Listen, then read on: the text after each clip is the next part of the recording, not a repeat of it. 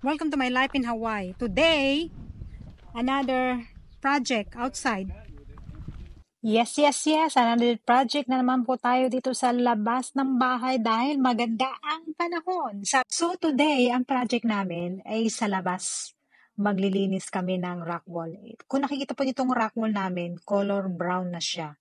Yan po ay ang mga molds na tumubo na dahil sa tagalan ng panahon at napabayaan na. Yan po ang molds, dala po yan ng mga init-ilan dito sa east side ng Hawaii. So ngayon, tatanggalin po namin ito, gagamit po tayo ng pressure wash at hopefully matanggal na po siya sa pressure wash. Kasi usually po, ini-spray mo na siya ng bleach. Pero sabi ko, matatanggalan to, easy lang to matanggal ng pressure wash. So gagamitan po namin ito ng electric power wash. So itong electric power wash, hindi naman po siya kasing strong na mga malalakas na na pressure wash, pero hopefully mag-work naman po. So sabi ko sa anak ko, ikaw ang magtatrabaho nito, ikaw ang magtatanggal ng mga molds na yan, ipi-pressure wash mo yan. It's gonna be fun, you're gonna enjoy it. Medyo hindi pa po yan siya happy, but napapayag ko naman, po. So, inumpisahan namin yan sa pag-prepare ng aming pong mga gagamiting materials. So, kailangan namin ng long extension cord para po saksakan ng aming pressure wash at pagkatapos, kailangan din namin ng long hose para po sa tubig dahil yung gripo na manggagaling pa po doon sa bahay namin. Po? So, hinihanda na po namin yan.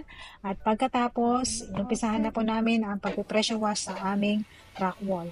Sabi ko sa anak ko, sige, ipi-pressure wash mo lang yung top area. Okay? Madali lang yan.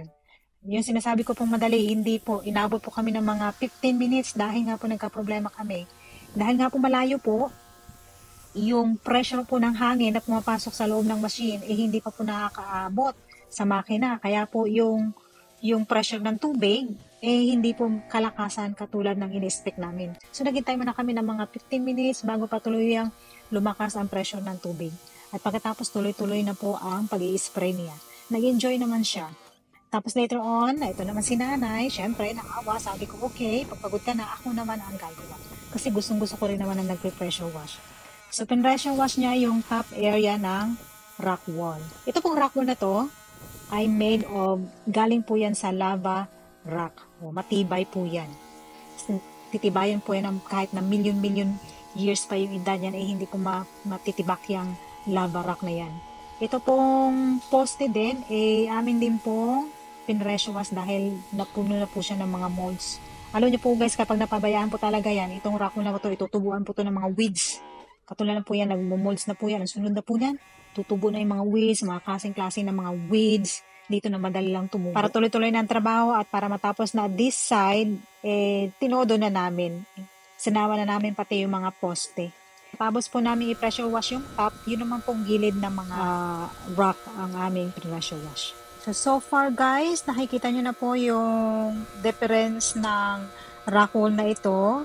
Malinis na siyang tignan from top to the sides, malinis na po siya, natanggal na yung mga molds. At least kahit papaano siguro, abuti ng mga 2 years bago ulit bumalik yung molds na